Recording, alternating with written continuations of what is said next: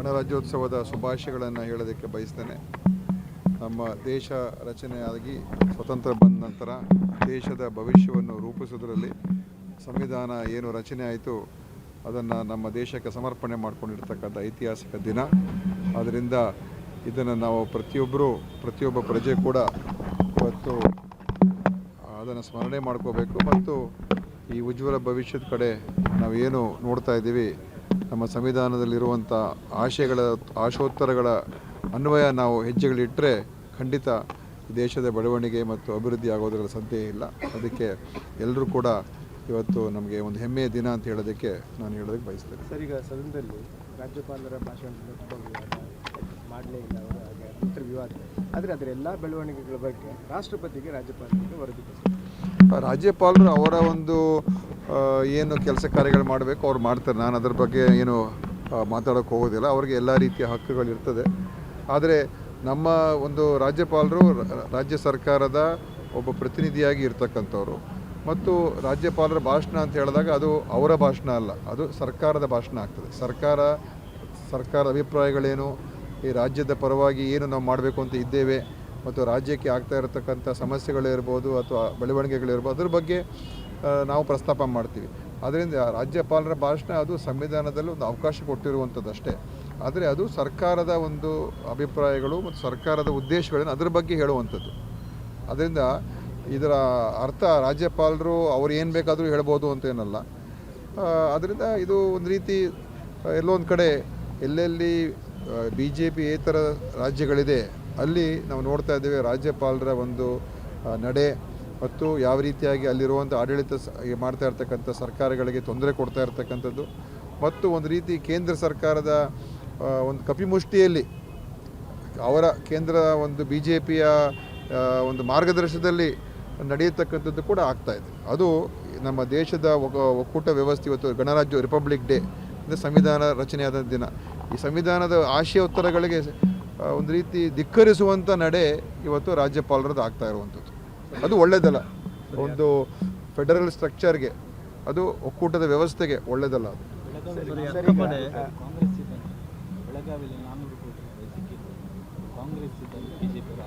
ನೋಡಿ, ಸುಮ್ಮನೆ ಏನೇನೋ ಆರೋಪಗಳು ಮಾಡ್ಕೊಂಡು ಉತ್ತರ ಕೊಡೋಕ್ಕಾಗೋದಿಲ್ಲ. ಅದು ಏನು ಅಂತ ನನಗೆ ಪೂರ್ತಿ ಮಾಹಿತಿಯೂ ಕೂಡ ಇಲ್ಲ. ಈಗ ಅದಕ್ಕೋಸ್ಕರ ಇವತ್ತು ಕೇಂದ್ರ ಏಜೆನ್ಸಿಗಳು ಈಗೆಲ್ಲ BJPಯ ಒಂದು ಆದೇಶದ ಪ್ರಕಾರ ಅವರೆಲ್ಲ ಕೂಡ ನಡೀತಾ ಇದ್ದಾರೆ. ಅದರಿಂದ ಅವ್ರು ಏನು ಮಾಡ್ತಾರೋ ಗೊತ್ತಿಲ್ಲ. ಆದರೆ ಈ ರೀತಿಯಾಗಿ ನಿರಾಧಾರವಾಗಿ ಮಾತಾಡ್ತಕ್ಕಂಥದ್ದು ನಾನು ಅದಕ್ಕೇನು ಉತ್ತರ ಕೊಡೋಕೆ ಹೋಗೋದು. ಈಗ ದ್ವೇಷ ಭಾಷಣದ ಬಗ್ಗೆ, ದ್ವೇಷ ಭಾಷಣ ಇನ್ನೂ ಜಾರಿಯಾಗಿಲ್ಲ. ಆದ್ರೇನು ಅದನ್ನು ಜಾರಿಗೆ ತರಲಿಕ್ಕೆ ಮತ್ತೆ ಆಗದೇ ಇದ್ರೂ, ಜಾರಿಗೆ ಬರಲೇ ಇದ್ರೂ ನೋಟಿಸ್ ಜಾರಿ ಮಾಡ್ತಾ ಇದ್ದಾರೆ. ಇದು ರಾಜಕೀಯವಾಗಿ ಮಾಡ್ತಾ ಇರೋದು BJP ಆರೋಪ ಮಾಡ್ತಾರೆ. ಯಾಕೆ BJP ಅವ್ರು ದ್ವೇಷ ಭಾಷಣ ಮಾಡ್ತಾ ಇದ್ದಾರಾ? ಯಾಕೆ ಅವ್ರಿಗೆ ಆತಂಕ? ನನಗೆ ಅರ್ಥ ಆಗ್ತಾ ಇಲ್ಲ. ಅವರೇನಾದರೂ ದ್ವೇಷ ಭಾಷಣ ಮಾಡ್ತಾ ಇದ್ದರೆ ಅವಾಗ ಆತಂಕ ಇರಬೇಕಾಗ್ತದೆ. ಈಗ ಇದು ಕಾನೂನು ಎಲ್ರಿಗೂ ಅನ್ವಯಿಸ್ತದೆ. ಯಾರೇ ಆಗಿರ್ಬೋದು, ಯಾವುದೇ ಪಕ್ಷದವರಾಗಿರ್ಬೋದು, ಯಾವುದೇ ಸಂಘಟನೆಯವರಾಗಿರ್ಬೋದು, ಯಾವುದೇ ಒಬ್ಬ ವ್ಯಕ್ತಿನೂ ಆಗಿರ್ಬೋದು. ಈ ಇತ್ತೀಚಿನ ದಿವಸಗಳು ನಾವು ನೋಡ್ತಾ ಇದ್ದೇವೆ. ಸೋಷಿಯಲ್ ಮೀಡಿಯಾ ಬಂದ ಮೇಲಂತೂ ಯಾವ ರೀತಿಯಾಗಿ ಪ್ರಚೋದನಕಾರಿ ಮಾತುಗಳು, ಸುಳ್ಳಿನ ಮಾತುಗಳು, ಸುಳ್ಳು ಆಧಾರದ ಮೇಲೆ ಸೃಷ್ಟಿ ಮಾಡುವಂಥ ಸುದ್ದಿಗಳು ಮತ್ತು ನಿಜಾಂಶನೇ ಏನೋ ಇರ್ತದೆ, ಅದಕ್ಕೆ ನಿಜಾಂಶ ಗೊತ್ತಾಗೋದಕ್ಕಿಂತ ಮುಂಚೆನೇ ಏನೇನೋ ಅದರ ಬಗ್ಗೆ ಅಭಿಪ್ರಾಯಗಳು ಹೊರಗೆ ಬರುವಂಥದ್ದು. ಇದೆಲ್ಲ ನಿಯಂತ್ರಣ ಆಗದೆ ಹೋದರೆ ಇದು ಸಮಾಜಕ್ಕೆ ಒಂದು ರೀತಿ ಕನ್ಫ್ಯೂಸ್ ಮಾಡುವಂಥ ಒಂದು ಬೆಳವಣಿಗೆಗಳಾಗ್ತಾ ಇದೆ. ಸಮಾಜವನ್ನು ಒಡೆಯತಕ್ಕಂಥ ಕೆಲಸಗಳಾಗ್ತಾ ಇದೆ. ಅದನ್ನು ನಿಯಂತ್ರಣ ಮಾಡಬೇಕಲ್ಲ, ಅದು ನಮ್ಮ ಜವಾಬ್ದಾರಿ ತಾನೇ. ಈಗ ಚುನಾವಣೆ ಅದಕ್ಕೆ BJPಯವರಿಗೆ ಯಾಕೆ ಇಷ್ಟೊಂದು ಭಯ? ಯಾಕೆಂದರೆ ನೋಡಿ, ಇವತ್ತು ಕೇಂದ್ರದಲ್ಲಿ BJPಯವರು ಯಾವ ರೀತಿಯಾಗಿ ದಬ್ಬಾಳಿಕೆ ಮಾಡ್ತಾ ಇದ್ದಾರೆ ಕಾನೂನುಗಳು ಹಿಡ್ಕೊಂಡು ಅಂತ ನಾವು ನೋಡ್ತೇವೆ. ನಾವು ಆ ಥರ ಮಾಡೋಕ್ಕೆ ಹೋಗೋದಿಲ್ಲ. ಕಾಂಗ್ರೆಸ್ ಯಾವತ್ತೂ ಆ ಥರ ಮಾಡೂ ಇಲ್ಲ. ದೇಶದಲ್ಲಿ ಒಂದು ಉಸಿರುಗಟ್ಟಿನ ವಾತಾವರಣ ಇದೆ. ಯಾರು ಕೂಡ ಇವತ್ತು ಅವ್ರ ಬಗ್ಗೆ ಮಾತಾಡೋಕ್ಕಾಗೋಲ್ಲ. ಆಯಿತಾ? ಏನಾದರೂ ಮಾತಾಡಿದ್ರೆ ನಾಳೆ ಅವ್ರ ಮೇಲೆ ಕ್ರಮ. ಆ ಥರ ನಾವೇನು ಸೃಷ್ಟಿ ಮಾಡೋಕ್ಕೆ ಹೊರಟಿಲ್ಲ. ಮೋದಿ ಅಮಿತ್ ಶಾ ಮಾಡ್ತಾ ಇದ್ದಾರೆ, ಆ ಥರ ಸೃಷ್ಟಿ ಮಾಡಿ ನಾವು ಹೊರಟಿಲ್ಲ. ಸರ್, ಈಗ ಚುನಾವಣೆ ಮತ್ತು 3 ವರ್ಷ ಇದೆ. ಆದರೆ ಈಗಲೇ ಮುಂದಿನ ಮುಖ್ಯಮಂತ್ರಿ ಬಗ್ಗೆ ಚರ್ಚೆ ನಡೀತಾ ಇದೆ. ಒಂದು JDS ಮತ್ತು ಮುಂದಿನ ಚುನಾವಣೆಯಲ್ಲಿ JDS ಮತ್ತು BJPಯವರು ಸೇರಿಕೊಂಡು ಸರ್ಕಾರ ರಚನೆ ಮಾಡ್ತಾರೆ. ಮತ್ತು ಕುಮಾರಸ್ವಾಮಿ ಅವರು ಮುಖ್ಯಮಂತ್ರಿ ಆಗ್ತಾರೆ. ಯಾರು ಹೇಳಿದ್ರು? ಯಾರು ಹೇಳಿದ್ದಾರೆ? ಕುಮಾರಸ್ವಾಮಿನೇ. ಆಯಿತು, ಅದು ಅವ್ರಿಗೆ ಬಿಟ್ಟಿರುವಂಥ ವಿಚಾರ. BJPಯವರು ಹೇಳಿ, ನಾವು ಕುಮಾರಸ್ವಾಮಿಯನ್ನು ಮುಖ್ಯಮಂತ್ರಿ ಮಾಡ್ತೀವಿ ಅಂತ BJP ಯಾರ್ದು ಒಬ್ಬ ಮುಖಂಡ ಹೇಳಿ, ಆಮೇಲೆ ಮಾತಾಡೋಣ. ಸುಮ್ಮನೆ JDS ಅವರು ಹೇಳ್ಕೊಂಬಿಟ್ರೆ ಅದೇನು ಮುಖ್ಯ ವಿಚಾರ ಏನಲ್ಲ. ನಾಳೆ ವಿಜೇಂದ್ರ ಹೇಳಿ, ಅಶೋಕ್ ಹೇಳಿ, ಯಡಿಯೂರಪ್ಪನವ್ರು ಹೇಳಿ, ನಾವು ಮುಂದೆ ಕುಮಾರಸ್ವಾಮಿ ಮುಖ್ಯಮಂತ್ರಿ ಮಾಡ್ತೀವಿ ಅಂತ ಇವ್ರುಗಳೇ ಹೇಳ್ಕೊಂಬಿಟ್ರೆ ಸರಿ, ಅಕ್ಕಪಡೆ ಇದು ಜಿಲ್ಲೆಯ ಸ್ವರೂಪದಲ್ಲೇ ಇರ್ತದೆ, ನಗರದಲ್ಲಿ ಏನಾದರೂ ವ್ಯತ್ಯಾಸ ಇರ್ತದೆ ಹೇಗೆ? ಅಕ್ಕಪಡೆಯನ್ನು ಕಮಿಷನರೇಟ್ ವ್ಯಾಪ್ತಿಗೂ ವಿಸ್ತರಿಸುವ ಯೋಜನೆ ಇದೆಲ್ಲ ಜಿಲ್ಲೆಯ ಸ್ವರೂಪದಲ್ಲೇ ಇರ್ತದೆ, ಇಲ್ಲಿ ಏನಾದರೂ ಬದಲಾವಣೆ ಮಾಡ್ತಾರೆ? ನೋಡೋಣ, ಅದು ಹೋಮ್ ಡಿಪಾರ್ಟ್ಮೆಂಟ್ ಅವ್ರು ಯಾವ ರೀತಿ ನಾನು ಅದ್ರ ಬಗ್ಗೆ ಕಮೆಂಟ್ ಮಾಡೋಕ್ಕೆ ಹೋಗಲ್ಲ, ಅವ್ರು ಏನು ತೀರ್ಮಾನಗಳು ಮಾಡ್ತಾರೆ ಅಂತ. ಅದು ಸ್ಟೇಟ್ ಲೆವೆಲಲ್ಲಿ ತೀರ್ಮಾನ ಆಗಬೇಕು, ಬರೀ ನಮ್ಮ ಜಿಲ್ಲೆ ಒಂದೇ ಅಲ್ಲ. ಓಕೆ, ಬರಲ್ಲ ಅಲ್ಲೆಲ್ಲ ಕಾಯ್ತಾ ಲಾಸ್ಟ್ ಕೊನೆ. ಬೆಳ್ತಂಗಡಿಯಲ್ಲಿ ನಿನ್ನೆ ಹರೀಶ್ ಪೂಂಜ್ ಅವರು ಉದ್ಘಾಟನೆ ಮಾಡಿದಂಥ ಒಂದು ರಾಜಗೋಪುರ ನೀವು ಮತ್ತೆ ಉದ್ಘಾಟನೆ ಮಾಡಿದ್ದೀರಿ ನೋಡಿ.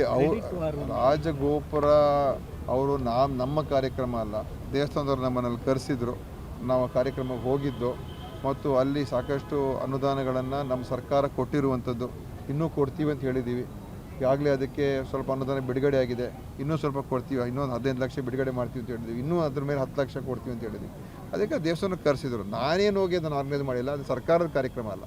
ಹರೀಶ್ ಪೂಂಜಾ ಅವ್ರಿಗೆ ಯಾಕೆ ಇದ್ರ ಬಗ್ಗೆ ನಾವು ದೇವಸ್ಥಾನಗಳು ಹೋಗಬಾರ್ದಾ ಏನೋ ಗೊತ್ತಿಲ್ಲಪ್ಪ, ಅದನ್ನ ಅವ್ರ ಪರ್ಮಿಷನ್ ತೊಗೊಂಡು ಹೋಗ್ಬೇಕಾ ನಾವು ದೇವಸ್ಥಾನಕ್ಕೆ? ಸರ್, ಹರೀಶ್ ಪೂಂಜಾ ಕೇಳ್ಕೊಂಡು ಹೋಗ್ಬೇಕಾ ನಾವು ಯಾವುದೋ ದೇವಸ್ಥಾನಕ್ಕೆ, ಅಥವಾ ಅವ್ರೇನು ಕರೆದ್ರೆ ನಾವು ಧಿಕ್ಕರಿಸ್ಬೇಕಾ ಏನು? ಈಗ ಅವ್ರು ಹೇಳ್ತಿರೋದು ಅದು ದಲಿತ ವ್ಯಕ್ತಿಯನ್ನು ಹರೀಶ್ ಪೂಂಜಾ ಉದ್ಘಾಟನೆ ಮಾಡಿದ್ರು, ನೀವು ಹೋಗಿ ಅದನ್ನು ಶುದ್ಧೀಕರಣ ಮಾಡಿ ಮತ್ತೆ ಉದ್ಘಾಟನೆ ಮಾಡಿದ್ದೀರಾ? ಅವರ ಒಂದು ಮಾನಸಿಕ ಸ್ಥಿತಿ ಏನು ಅಂತ ನನಗೆ ಗೊತ್ತಿಲ್ಲ. ಯಾಕೆ ಈ ಥರ ಪ್ರತಿ ಹಂತದಲ್ಲೂ ಕೂಡ ಈ ಥರ ಮಾತುಗಳು ಆಡ್ತಾರೆ ನನಗೆ ಗೊತ್ತಿಲ್ಲ. ನಮ್ಗೆ ಆ ಉದ್ದೇಶಗಳು ಏನೂ ಇಲ್ಲ. ನಮಗೆ ಎಲ್ಲರೂ ಕೂಡ ಬೇಕು, ಎಲ್ಲರೂ ಸಮಾನವಾಗಿರಬೇಕು, ಎಲ್ರಿಗೂ ಸಮಾನ ಹಕ್ಕುಗಳು ಸಿಗಬೇಕು ಅಂತ. ಯಾರು ಮೇಲು ಕೀಳು ಅದೆಲ್ಲ ಏನು ನಮ್ಮಲ್ಲಿಲ್ಲ. ಹರೀಶ್ ಪೂಂಜಾ ಅವರ ಮನಸ್ಸಿನ ಸ್ಥಿತಿ ಏನು ಅಂತ ಅವರೇ ತಿಳ್ಕೊಂಡು ಅವರೇ ಅದಕ್ಕೆ ಉತ್ತರ ಕೊಡಬೇಕು ಹೊರತು ನಾನು ಅದಕ್ಕೆ ಕಮೆಂಟ್ ಮಾಡೋಕ್ಕೆ ಹೋಗಲ್ಲ. ಗಣರಾಜ್ಯೋತ್ಸವದ ಶುಭಾಶಯಗಳನ್ನು ಹೇಳೋದಕ್ಕೆ ಬಯಸ್ತೇನೆ.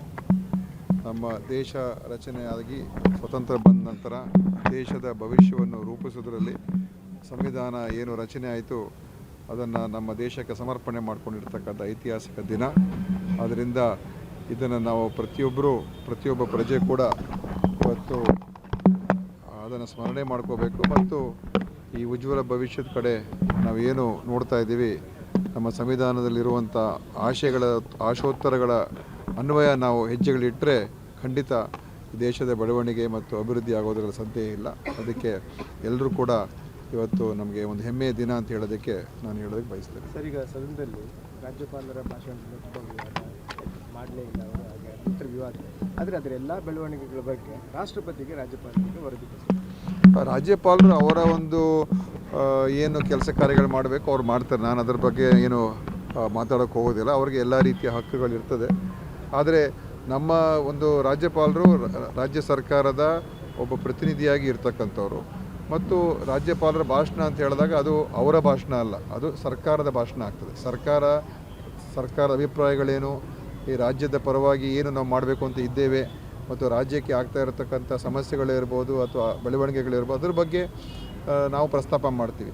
ಅದರಿಂದ ರಾಜ್ಯಪಾಲರ ಭಾಷಣ ಅದು ಸಂವಿಧಾನದಲ್ಲಿ ಒಂದು ಅವಕಾಶ ಕೊಟ್ಟಿರುವಂಥದ್ದು ಅಷ್ಟೇ. ಆದರೆ ಅದು ಸರ್ಕಾರದ ಒಂದು ಅಭಿಪ್ರಾಯಗಳು ಮತ್ತು ಸರ್ಕಾರದ ಉದ್ದೇಶಗಳನ್ನು ಅದ್ರ ಬಗ್ಗೆ ಹೇಳುವಂಥದ್ದು. ಅದರಿಂದ ಇದರ ಅರ್ಥ ರಾಜ್ಯಪಾಲರು ಅವ್ರು ಏನು ಬೇಕಾದರೂ ಹೇಳ್ಬೋದು ಅಂತೇನಲ್ಲ.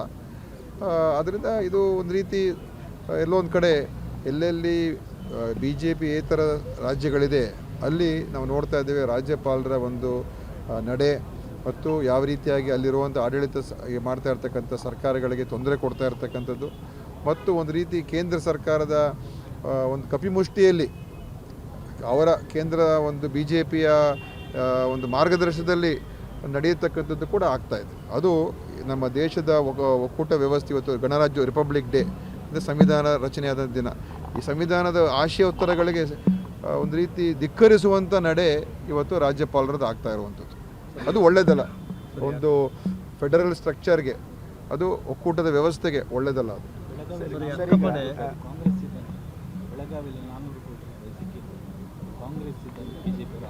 ನೋಡಿ, ಸುಮ್ಮನೆ ಏನೇನೋ ಆರೋಪಗಳು ಮಾಡ್ಕೊಂಡು ಉತ್ತರ ಕೊಡೋಕ್ಕಾಗೋದಿಲ್ಲ. ಅದು ಏನು ಅಂತ ನನಗೆ ಪೂರ್ತಿ ಮಾಹಿತಿಯೂ ಕೂಡ ಇಲ್ಲ. ಈಗ ಅದಕ್ಕೋಸ್ಕರ ಇವತ್ತು ಕೇಂದ್ರ ಏಜೆನ್ಸಿಗಳು ಈಗೆಲ್ಲ BJPಯ ಒಂದು ಆದೇಶದ ಪ್ರಕಾರ ಅವರೆಲ್ಲ ಕೂಡ ನಡೀತಾ ಇದ್ದಾರೆ. ಅದರಿಂದ ಅವ್ರು ಏನು ಮಾಡ್ತಾರೋ ಗೊತ್ತಿಲ್ಲ. ಆದರೆ ಈ ರೀತಿಯಾಗಿ ನಿರಾಧಾರವಾಗಿ ಮಾತಾಡ್ತಕ್ಕಂಥದ್ದು ನಾನು ಅದಕ್ಕೇನು ಉತ್ತರ ಕೊಡೋಕೆ ಹೋಗೋದು. ಈಗ ದ್ವೇಷ ಭಾಷಣದ ಬಗ್ಗೆ, ದ್ವೇಷ ಭಾಷಣ ಇನ್ನೂ ಜಾರಿಯಾಗಿಲ್ಲ, ಆದ್ರೇನು ಅದನ್ನು ಜಾರಿಗೆ ತರಲಿಕ್ಕೆ ಮತ್ತೆ ಆಗದೇ ಇದ್ರೂ, ಜಾರಿಗೆ ಬರಲೇ ಇದ್ರೂ ನೋಟಿಸ್ ಜಾರಿ ಮಾಡ್ತಾ ಇದ್ದಾರೆ. ಇದು ರಾಜಕೀಯವಾಗಿ ಮಾಡ್ತಾ ಇರೋದು BJP ಆರೋಪ ಮಾಡ್ತಾರೆ. ಯಾಕೆ BJP ಅವ್ರು ದ್ವೇಷ ಭಾಷಣ ಮಾಡ್ತಾ ಇದ್ದಾರಾ? ಯಾಕೆ ಅವ್ರಿಗೆ ಆತಂಕ? ನನಗೆ ಅರ್ಥ ಆಗ್ತಾ ಇಲ್ಲ. ಅವರೇನಾದರೂ ದ್ವೇಷ ಭಾಷಣ ಮಾಡ್ತಾ ಇದ್ದರೆ ಅವಾಗ ಆತಂಕ ಇರಬೇಕಾಗ್ತದೆ. ಈಗ ಇದು ಕಾನೂನು ಎಲ್ರಿಗೂ ಅನ್ವಯಿಸ್ತದೆ. ಯಾರೇ ಆಗಿರ್ಬೋದು, ಯಾವುದೇ ಪಕ್ಷದವರಾಗಿರ್ಬೋದು, ಯಾವುದೇ ಸಂಘಟನೆಯವರಾಗಿರ್ಬೋದು, ಯಾವುದೇ ಒಬ್ಬ ವ್ಯಕ್ತಿನೂ ಆಗಿರ್ಬೋದು. ಈ ಇತ್ತೀಚಿನ ದಿವಸಗಳು ನಾವು ನೋಡ್ತಾ ಇದ್ದೇವೆ. ಸೋಷಿಯಲ್ ಮೀಡಿಯಾ ಬಂದ ಮೇಲಂತೂ ಯಾವ ರೀತಿಯಾಗಿ ಪ್ರಚೋದನಕಾರಿ ಮಾತುಗಳು, ಸುಳ್ಳಿನ ಮಾತುಗಳು, ಸುಳ್ಳು ಆಧಾರದ ಮೇಲೆ ಸೃಷ್ಟಿ ಮಾಡುವಂಥ ಸುದ್ದಿಗಳು ಮತ್ತು ನಿಜಾಂಶನೇ ಏನೋ ಇರ್ತದೆ, ಅದಕ್ಕೆ ನಿಜಾಂಶ ಗೊತ್ತಾಗೋಕ್ಕಿಂತ ಮುಂಚೆನೇ ಏನೇನೋ ಅದರ ಬಗ್ಗೆ ಅಭಿಪ್ರಾಯಗಳು ಹೊರಗೆ ಬರುವಂಥದ್ದು. ಇದೆಲ್ಲ ನಿಯಂತ್ರಣ ಆಗದೆ ಹೋದರೆ ಇದು ಸಮಾಜಕ್ಕೆ ಒಂದು ರೀತಿ ಕನ್ಫ್ಯೂಸ್ ಮಾಡುವಂಥ ಒಂದು ಬೆಳವಣಿಗೆಗಳಾಗ್ತಾ ಇದೆ, ಸಮಾಜವನ್ನು ಒಡೆಯತಕ್ಕಂಥ ಕೆಲಸಗಳಾಗ್ತಾಯಿದೆ. ಅದನ್ನು ನಿಯಂತ್ರಣ ಮಾಡಬೇಕಲ್ಲ, ಅದು ನಮ್ಮ ಜವಾಬ್ದಾರಿ ತಾನೇ. ಈಗ ಚುನಾವಣೆ ಅದಕ್ಕೆ BJPಯವರಿಗೆ ಯಾಕೆ ಇಷ್ಟೊಂದು ಭಯ? ಯಾಕೆಂದರೆ ನೋಡಿ, ಇವತ್ತು ಕೇಂದ್ರದಲ್ಲಿ BJPಯವರು ಯಾವ ರೀತಿಯಾಗಿ ದಬ್ಬಾಳಿಕೆ ಮಾಡ್ತಾ ಇದ್ದಾರೆ, ಕಾನೂನುಗಳು ಹಿಡ್ಕೊಂಡು ಅಂತ ನಾವು ನೋಡ್ತೇವೆ. ನಾವು ಆ ಥರ ಮಾಡೋಕ್ಕೆ ಹೋಗೋದಿಲ್ಲ. ಕಾಂಗ್ರೆಸ್ ಯಾವತ್ತೂ ಆ ಥರ ಮಾಡೂ ಇಲ್ಲ. ದೇಶದಲ್ಲಿ ಒಂದು ಉಸಿರುಗಟ್ಟಿನ ವಾತಾವರಣ ಇದೆ. ಯಾರು ಕೂಡ ಇವತ್ತು ಅವ್ರ ಬಗ್ಗೆ ಮಾತಾಡೋಕ್ಕಾಗೋಲ್ಲ, ಆಯಿತಾ? ಏನಾದರೂ ಮಾತಾಡಿದ್ರೆ ನಾಳೆ ಅವ್ರ ಮೇಲೆ ಕ್ರಮ. ಆ ಥರ ನಾವೇನು ಸೃಷ್ಟಿ ಮಾಡೋಕ್ಕೆ ಹೊರಟಿಲ್ಲ. ಮೋದಿ ಅಮಿತ್ ಶಾ ಮಾಡ್ತಾ ಇದ್ದಾರೆ, ಆ ಥರ ಸೃಷ್ಟಿ ಮಾಡಿ ನಾವು ಹೊರಟಿಲ್ಲ. ಸರ್, ಈಗ ಚುನಾವಣೆ ಮತ್ತು 3 ವರ್ಷ ಇದೆ. ಆದರೆ ಈಗಲೇ ಮುಂದಿನ ಮುಖ್ಯಮಂತ್ರಿ ಬಗ್ಗೆ ಚರ್ಚೆ ನಡೀತಾ ಇದೆ. ಒಂದು JDS ಮತ್ತು ಮುಂದಿನ ಚುನಾವಣೆಯಲ್ಲಿ JDS ಮತ್ತು BJPಯವರು ಸೇರಿಕೊಂಡು ಸರ್ಕಾರ ರಚನೆ ಮಾಡ್ತಾರೆ. ಮತ್ತು ಕುಮಾರಸ್ವಾಮಿ ಅವರು ಮುಖ್ಯಮಂತ್ರಿ ಆಗ್ತಾರೆ. ಯಾರು ಹೇಳಿದ್ರು? ಯಾರು ಹೇಳಿದ್ದಾರೆ? ಕುಮಾರಸ್ವಾಮಿನೇ. ಆಯಿತು, ಅದು ಅವ್ರಿಗೆ ಬಿಟ್ಟಿರುವಂಥ ವಿಚಾರ. BJPಯವರು ಹೇಳಿ, ನಾವು ಕುಮಾರಸ್ವಾಮಿಯನ್ನು ಮುಖ್ಯಮಂತ್ರಿ ಮಾಡ್ತೀವಿ ಅಂತ BJP ಯಾರ್ದು ಒಬ್ಬ ಮುಖಂಡ ಹೇಳಿ, ಆಮೇಲೆ ಮಾತಾಡೋಣ. ಸುಮ್ಮನೆ JDS ಅವರು ಹೇಳ್ಕೊಂಬಿಟ್ರೆ ಅದೇನು ಮುಖ್ಯ ವಿಚಾರ ಏನಲ್ಲ. ನಾಳೆ ವಿಜೇಂದ್ರ ಹೇಳಿ, ಅಶೋಕ್ ಹೇಳಿ, ಯಡಿಯೂರಪ್ಪನವ್ರು ಹೇಳಿ, ನಾವು ಮುಂದೆ ಕುಮಾರಸ್ವಾಮಿ ಮುಖ್ಯಮಂತ್ರಿ ಮಾಡ್ತೀವಿ ಅಂತ ಇವ್ರುಗಳೇ ಹೇಳ್ಕೊಂಬಿಟ್ರೆ. ಸರಿ, ಅಕ್ಕಪಡೆ ಇದು ಜಿಲ್ಲೆಯ ಸ್ವರೂಪದಲ್ಲೇ ಇರ್ತದೆ, ನಗರದಲ್ಲಿ ಏನಾದರೂ ವ್ಯತ್ಯಾಸ ಇರ್ತದೆ? ಅಕ್ಕಪಡೆಯನ್ನು ಕಮಿಷನರೇಟ್ ವ್ಯಾಪ್ತಿಗೂ ವಿಸ್ತರಿಸುವ ಯೋಜನೆ ಇದೆಲ್ಲ ಜಿಲ್ಲೆಯ ಸ್ವರೂಪದಲ್ಲೇ ಇರ್ತದೆ, ಇಲ್ಲಿ ಏನಾದರೂ ಬದಲಾವಣೆ ಮಾಡ್ತಾರೆ? ನೋಡೋಣ, ಅದು ಹೋಮ್ ಡಿಪಾರ್ಟ್ಮೆಂಟ್ ಅವ್ರು ಯಾವ ರೀತಿ. ನಾನು ಅದ್ರ ಬಗ್ಗೆ ಕಮೆಂಟ್ ಮಾಡೋಕ್ಕೆ ಹೋಗಲ್ಲ, ಅವ್ರು ಏನು ತೀರ್ಮಾನಗಳು ಮಾಡ್ತಾರೆ ಅಂತ. ಅದು ಸ್ಟೇಟ್ ಲೆವೆಲಲ್ಲಿ ತೀರ್ಮಾನ ಆಗಬೇಕು, ಬರೀ ನಮ್ಮ ಜಿಲ್ಲೆ ಒಂದೇ ಅಲ್ಲ. ಓಕೆ, ಬರಲ್ಲ ಅಲ್ಲೆಲ್ಲ ಕಾಯ್ತಾ ಇದ್ದಾರೆ. ಕೊನೆ ಬೆಳ್ತಂಗಡಿಯಲ್ಲಿ ನಿನ್ನೆ ಹರೀಶ್ ಪೂಂಜ್ ಅವರು ಉದ್ಘಾಟನೆ ಮಾಡಿದಂಥ ಒಂದು ರಾಜಗೋಪುರ ನೀವು ಮತ್ತೆ ಉದ್ಘಾಟನೆ ಮಾಡಿದ್ದೀರಿ ನೋಡಿ. ರಾಜಗೋಪುರ ಅವರು ನಮ್ಮ ಕಾರ್ಯಕ್ರಮ ಅಲ್ಲ, ದೇವಸ್ಥಾನದವ್ರು ನಮ್ಮನ್ನಲ್ಲಿ ಕರೆಸಿದ್ರು, ನಾವು ಆ ಕಾರ್ಯಕ್ರಮಕ್ಕೆ ಹೋಗಿದ್ದು ಮತ್ತು ಅಲ್ಲಿ ಸಾಕಷ್ಟು ಅನುದಾನಗಳನ್ನು ನಮ್ಮ ಸರ್ಕಾರ ಕೊಟ್ಟಿರುವಂಥದ್ದು, ಇನ್ನೂ ಕೊಡ್ತೀವಿ ಅಂತ ಹೇಳಿದ್ದೀವಿ. ಈಗಾಗಲೇ ಅದಕ್ಕೆ ಸ್ವಲ್ಪ ಅನುದಾನ ಬಿಡುಗಡೆ ಆಗಿದೆ, ಇನ್ನೂ ಸ್ವಲ್ಪ ಕೊಡ್ತೀವಿ, ಇನ್ನೊಂದು 15 ಲಕ್ಷ ಬಿಡುಗಡೆ ಮಾಡ್ತೀವಿ ಅಂತ ಹೇಳಿದ್ವಿ, ಇನ್ನೂ ಅದ್ರ ಮೇಲೆ 10 ಲಕ್ಷ ಕೊಡ್ತೀವಿ ಅಂತ ಹೇಳಿದ್ವಿ. ಅದಕ್ಕೆ ದೇವಸ್ಥಾನಕ್ಕೆ ಕರೆಸಿದ್ರು. ನಾನೇನು ಹೋಗಿ ಅದನ್ನು ಆರ್ಗನೈಸ್ ಮಾಡಿಲ್ಲ, ಅದು ಸರ್ಕಾರದ ಕಾರ್ಯಕ್ರಮ ಅಲ್ಲ. ಹರೀಶ್ ಪೂಂಜಾ ಅವ್ರಿಗೆ ಯಾಕೆ ಇದ್ರ ಬಗ್ಗೆ ನಾವು ದೇವಸ್ಥಾನಗಳು ಹೋಗಬಾರ್ದಾ ಏನೋ ಗೊತ್ತಿಲ್ಲಪ್ಪ. ಅದನ್ನ ಅವ್ರ ಪರ್ಮಿಷನ್ ತೊಗೊಂಡು ಹೋಗ್ಬೇಕಾ ನಾವು ದೇವಸ್ಥಾನಕ್ಕೆ? ಸರ್, ಹರೀಶ್ ಪೂಂಜಾ ಕೇಳ್ಕೊಂಡು ಹೋಗ್ಬೇಕಾ ನಾವು ಯಾವುದೊಂದು ದೇವಸ್ಥಾನಕ್ಕೆ? ಅಥವಾ ಅವ್ರೇನು ಕರೆದ್ರೆ ನಾವು ಧಿಕ್ಕರಿಸ್ಬೇಕಾ ಏನು? ಈಗ ಅವ್ರು ಹೇಳ್ತಿರೋದು ಅದು ದಲಿತ ವ್ಯಕ್ತಿಯನ್ನು ಹರೀಶ್ ಪೂಂಜಾ ಉದ್ಘಾಟನೆ ಮಾಡಿದ್ರು, ನೀವು ಹೋಗಿ ಅದನ್ನು ಶುದ್ಧೀಕರಣ ಮಾಡಿ ಮತ್ತೆ ಉದ್ಘಾಟನೆ ಮಾಡಿದ್ದೀರಾ? ಅವರ ಒಂದು ಮಾನಸಿಕ ಸ್ಥಿತಿ ಏನು ಅಂತ ನನಗೆ ಗೊತ್ತಿಲ್ಲ. ಯಾಕೆ ಈ ಥರ ಪ್ರತಿ ಹಂತದಲ್ಲೂ ಕೂಡ ಈ ಥರ ಮಾತುಗಳು ಆಡ್ತಾರೆ ನನಗೆ ಗೊತ್ತಿಲ್ಲ. ನಮ್ಗೆ ಆ ಉದ್ದೇಶಗಳು ಏನೂ ಇಲ್ಲ. ನಮಗೆ ಎಲ್ಲರೂ ಕೂಡ ಬೇಕು, ಎಲ್ಲರೂ ಸಮಾನವಾಗಿರಬೇಕು, ಎಲ್ರಿಗೂ ಸಮಾನ ಹಕ್ಕುಗಳು ಸಿಗಬೇಕು ಅಂತ. ಯಾರು ಮೇಲು ಕೀಳು ಅದೆಲ್ಲ ಏನು ನಮ್ಮಲ್ಲಿಲ್ಲ. ಹರೀಶ್ ಪೂಂಜಾ ಅವರ ಮನಸ್ಸಿನ ಸ್ಥಿತಿ ಏನು ಅಂತ ಅವರೇ ತಿಳ್ಕೊಂಡು ಅವರೇ ಅದಕ್ಕೆ ಉತ್ತರ ಕೊಡಬೇಕು ಹೊರತು ನಾನು ಅದಕ್ಕೆ ಕಮೆಂಟ್ ಮಾಡೋಕ್ಕೆ ಹೋಗಲ್ಲ.